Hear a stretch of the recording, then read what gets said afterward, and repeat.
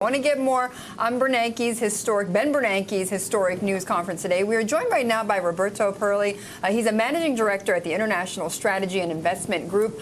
He also spent 8 years in the Fed's Division of Monetary Affairs. Roberto, great to have you stop by here. And I think Sarah outlined it very well.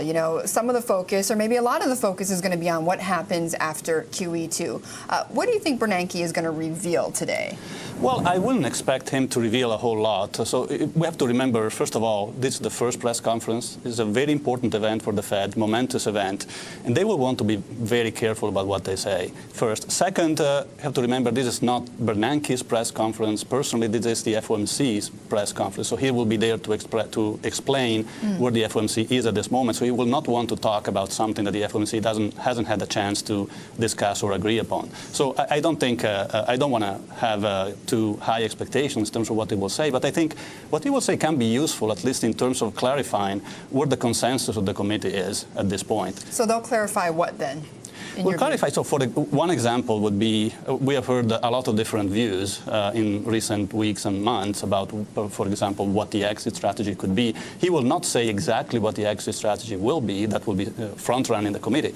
But he could provide some more clarity as to where some consensus is forming around which views, and I don't think the consensus is forming. What does that mean exactly? I mean, well, what is that he will form some sort of an indication of what the consensus is? Yes, give a sense of where the majority of the committee could be in terms of exit strategies. Okay. Again, not that tip in his hand what the future will look like, but just give a general idea as to where the committee is going.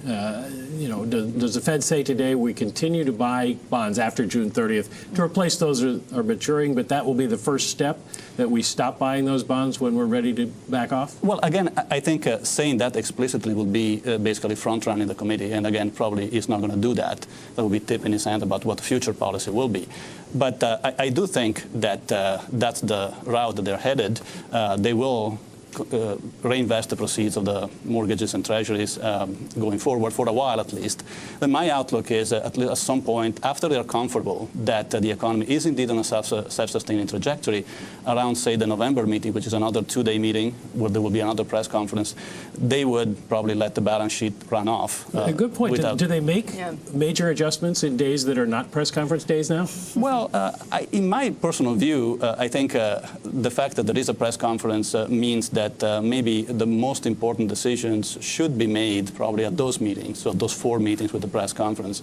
It's a chance for Bernanke to explain what the committee has in mind, what the policy thinking is clearly, without leaving the interpretation to the markets, just based on a very short and concise FOMC statement. Roberto, outside of explaining QE2 and the exit strategy, I mean, what do you think is going to be the priority for him to convey or get out, or the message to the public in this press conference?